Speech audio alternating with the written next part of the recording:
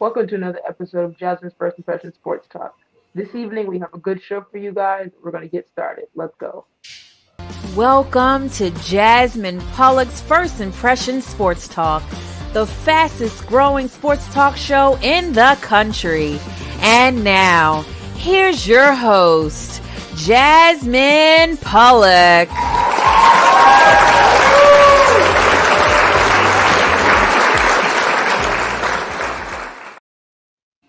Welcome back to Jasmine's First Impression Sports Talk. And the first topic of the night is I want to bring Jeremiah in.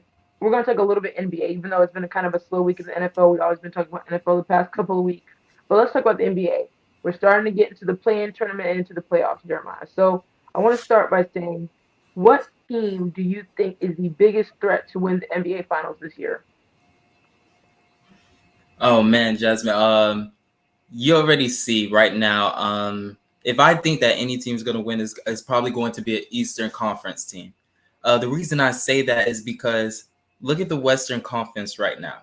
I see that, especially in the play-in tournament, it's just up there for anyone to grab. I know Lakers are sitting 2 games out of it, but if they win their next 2 or their next 3, they'll be right inside there. So it's like really everything is like a up and down. You already know you got your top 3 up there, which is the Suns, Memphis, and of course Golden State. So, those are the big gunners, and I feel like Denver is right behind and everything. But looking over at this Eastern Conference, I feel like a lot of teams from the West have a lot of trouble when it comes to teams on the East right now, especially the crazy numbers that the team like Milwaukee is putting up with Giannis. Having an MVP caliber season. You have Joel Embiid over there in Philadelphia. Not to mention the Nets, they're in the play-in tournament. I really don't see them as getting to that next notch and actually going further. My team that I will have going to the finals and winning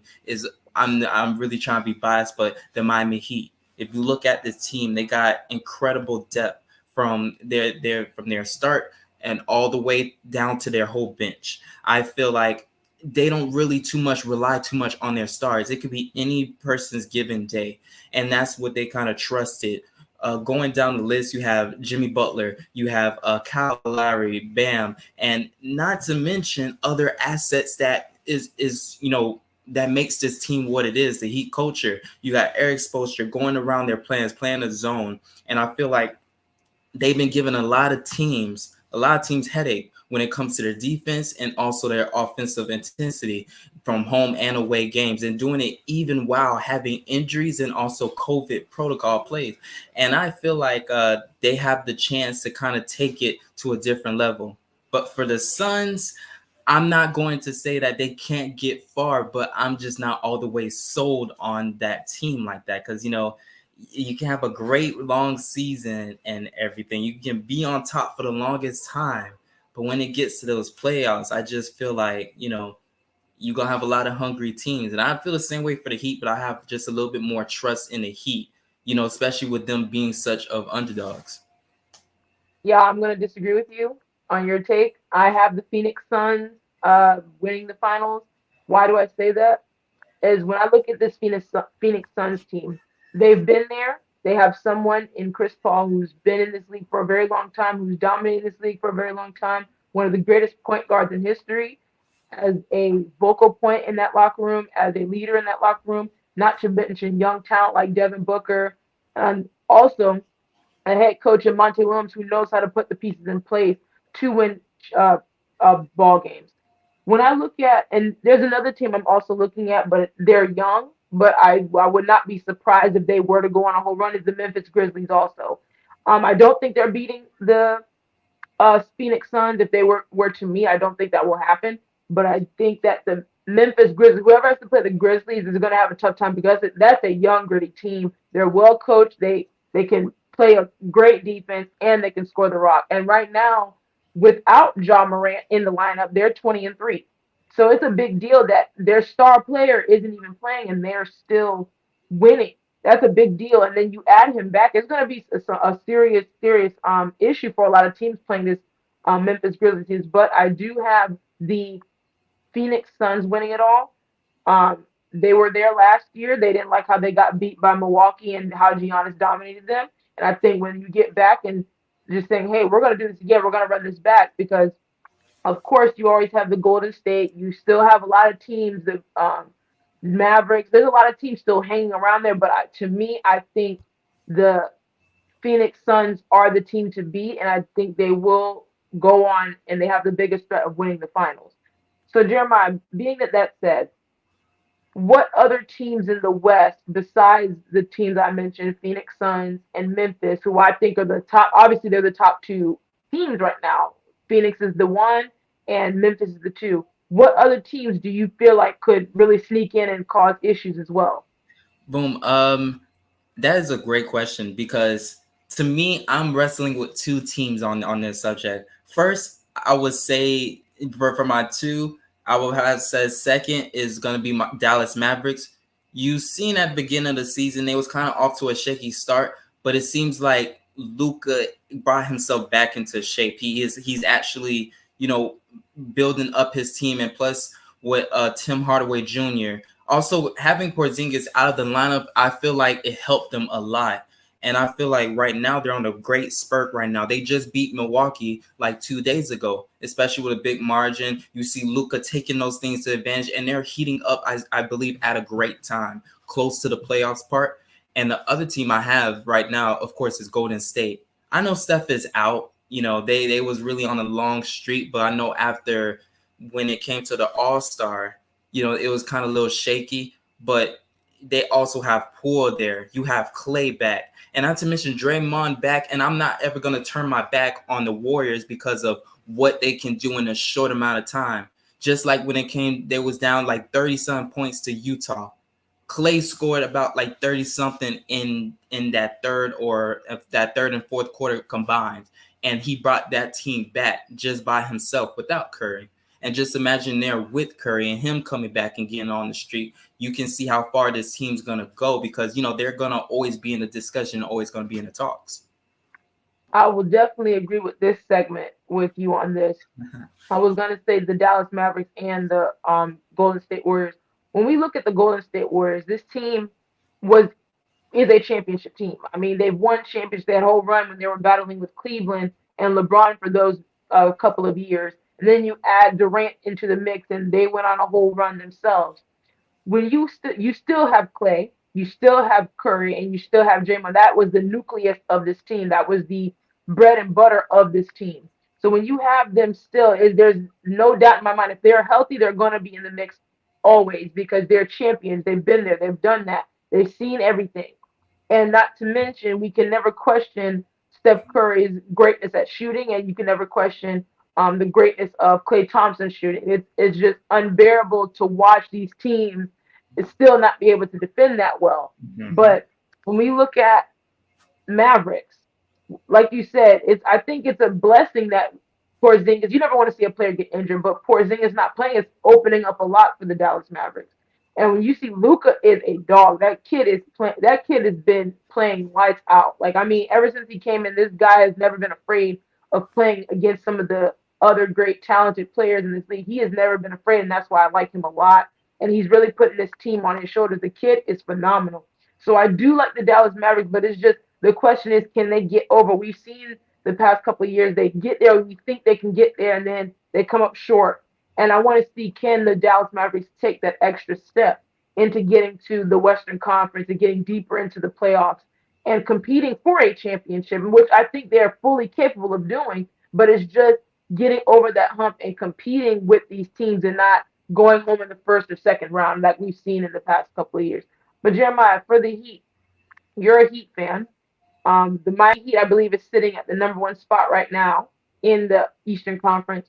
What are some of your biggest concerns with the Miami Heat? Because I know we've seen the whole altercation, well, not altercation, with Udonis Haslem, Jimmy Butler, and Coach. Are you concerned about that? Because I know we haven't talked about that in depth, but is that a concern moving forward for you? Oh, when it comes to those things, being a lifetime Miami fan and actually watching this team for so long, you know this is part of the Heat culture.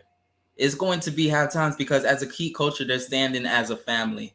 So sometimes families are going to fight.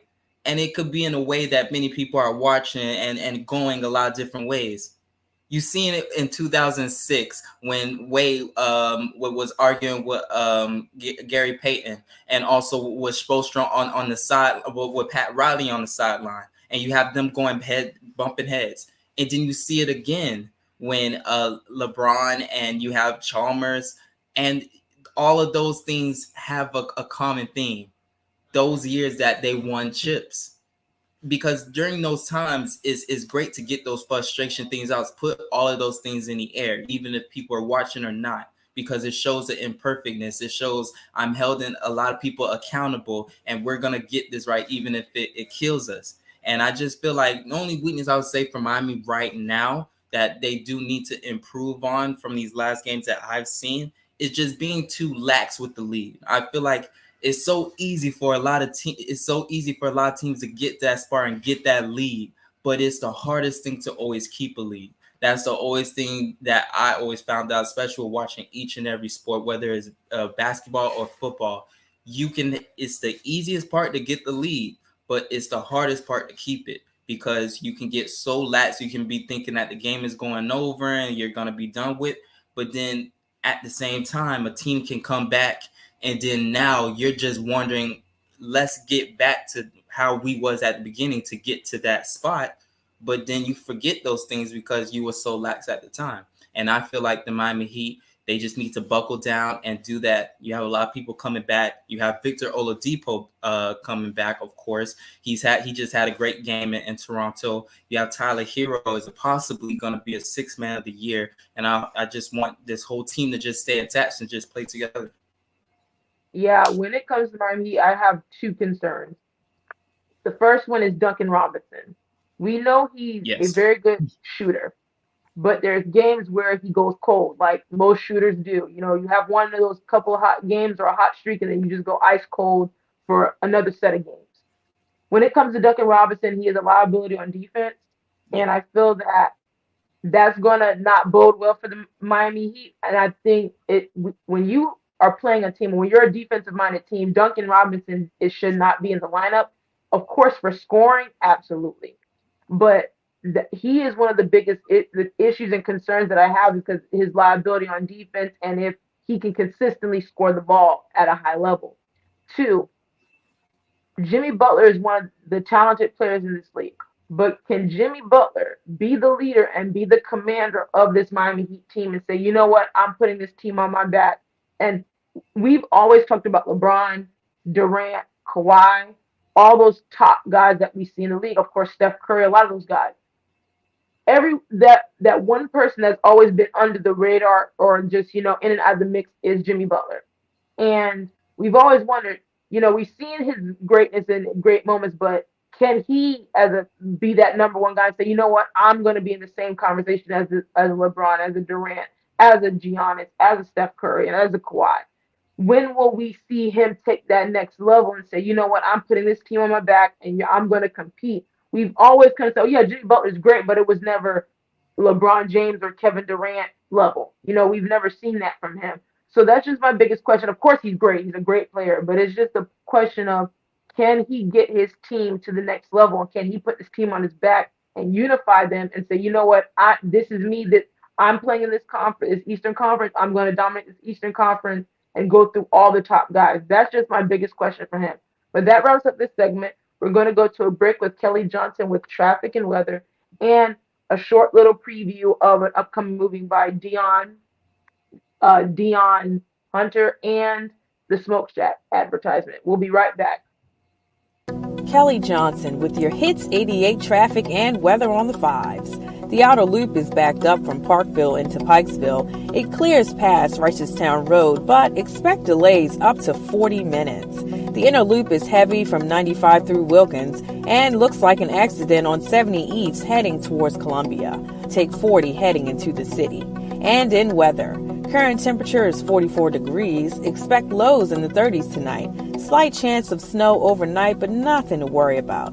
Should clear and we'll be in the 40s by noon tomorrow. This is Kelly Johnson for Hits 88. Slow roasted over hickory fire and pulled by hand. This is the way pit pork has always been done. pulled pork lovers, rejoice. The smoky old days are back at the Smoke Shack.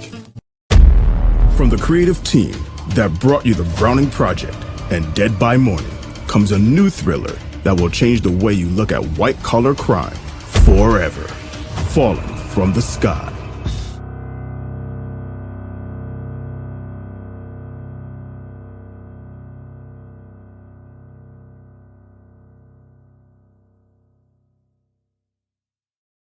You're watching Jasmine Pollock's First Impressions Sports Talk. Be sure to join Jasmine every week for great conversation on the NBA, NFL, and a wide variety of sports topics. To see past episodes of First Impressions Sports Talk, go to YouTube and search First Impressions Sports Talk. You can connect with Jasmine on LinkedIn by searching Jasmine Pollock. And now, back to more First Impressions Sports Talk. Welcome back to Jasmine's First Impression Sports Talk. And that was some of our announcements from Kelly Johnson and Dion Hunter. Thank you guys for the advertisements. And if you're looking to have voiceover artists for your projects, you can always contact Leon Thomas.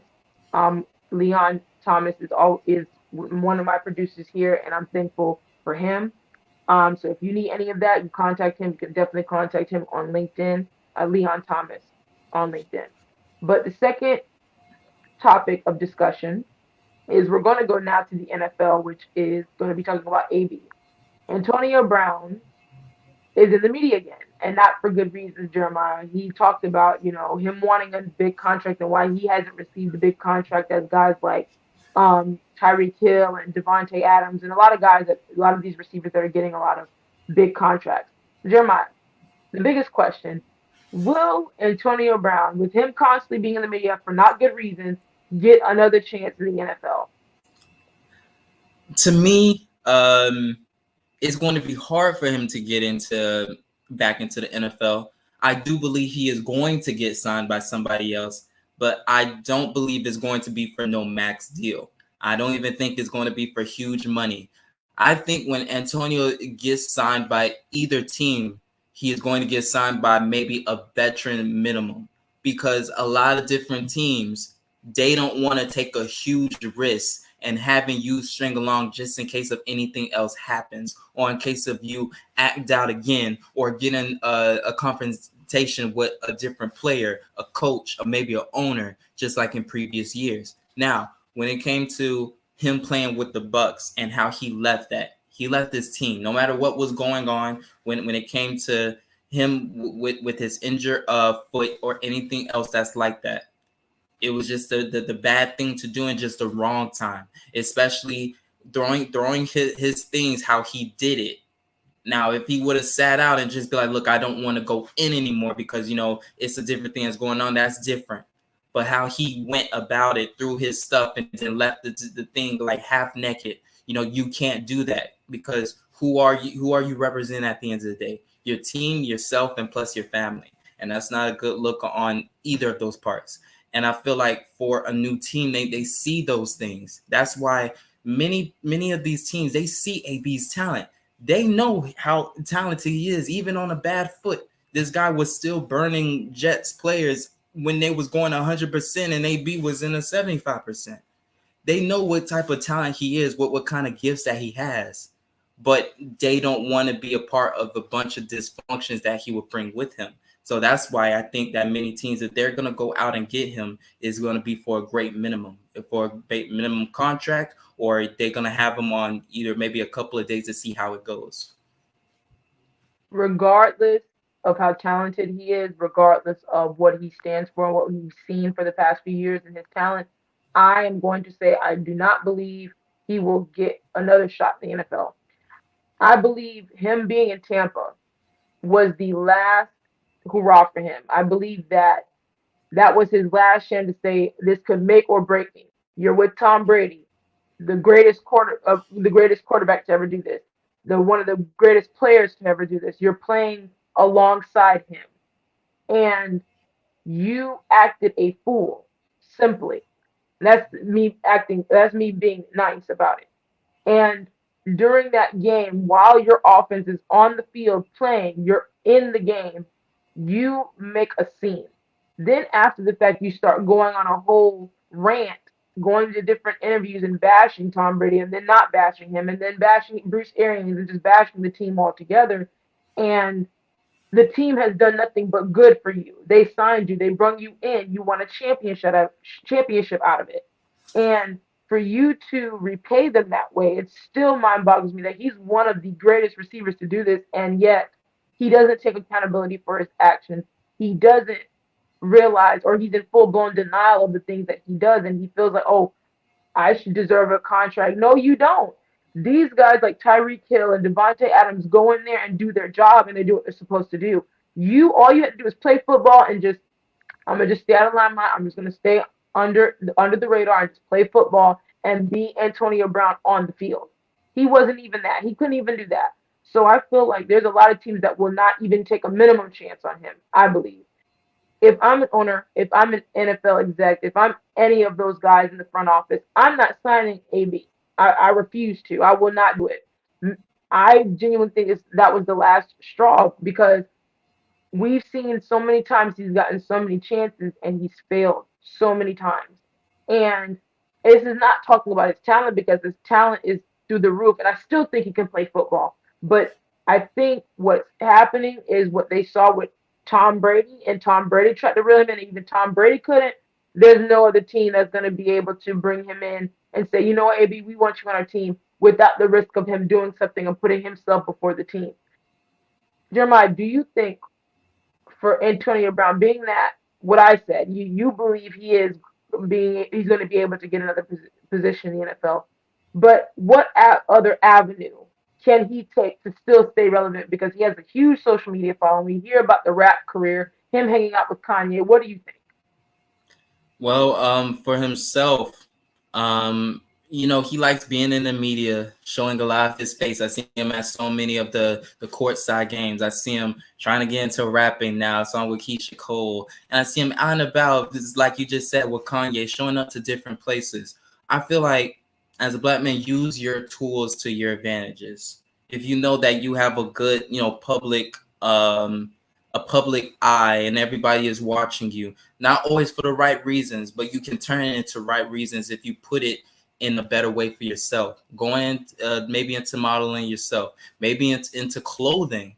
Take a lot of different avenues for yourself. I see you got involved in the Donda Sports thing, being one of the presidents and helping out. I hope for himself he just doesn't stay just grounded, just like, oh yeah, maybe I just gonna go out and just about. It's like, no, you got to build off of your name. You got to do more for yourself, because you have a family. You also have a lot of people that are just even watching you, and just do it for yourself at the end of the day. Yeah, Antonio Brown, to me, I still believe, I'm standing on what I say, that I don't think he'll have a chance again in the NFL. I think those days are over. However, I do think he does have $1 million smile. He has the look. He has the charisma that people, we want this guy to be on the face of different things. There's a lot of people that will give him chances on that. Like, of course, Kanye and different people like that, big people that are looking at him maybe on the entertainment side, maybe on the fashion side, can definitely look at him. He has the look. So of course I feel like he can definitely go into fashion. He is talking about music and wanting to be a rapper and hanging out, of course, hanging out with Kanye, Lil Wayne, and being at different parties and different venues and stuff like that. So definitely, I think he's going to be able to make money. It's not a doubt on that. It's the problem of him being able to play in the NFL again, which I do not believe will happen. I would be shocked if I see it happen, because of what he just did in Tampa with Tom Brady. I don't know how far he can get with that. You backstab Tom Brady essentially. So I don't know if teams are going to really be in tune with what he's saying or the shenanigans. And even him talking, if a team signs me, I'm going to get surgery. That makes absolutely no sense, what he was talking about. Like, I do not understand his thought process. And like I said, he thinks he puts himself before the team. He thinks it's all about Antonio Brown, and it's not like that. You can go into an avenue where it's entertainment that may tolerate you for that and would want you to act like that, but not in the NFL. Not in the NFL and how these guys are playing, especially with a Tom Brady who's a very team-oriented guy. So that's just my take on it. But that wraps up tonight's show. Thank you, Jeremiah. That was a great conversation. It's always good to have these good debates and have these conversations and get deep into sports. You guys will see me next week on Jasmine's First Impression Sports Talk at 9 p.m. Eastern Standard Time. Thank you, Leon. Thank you, Jay, for the production. We will see you here. Have a good night.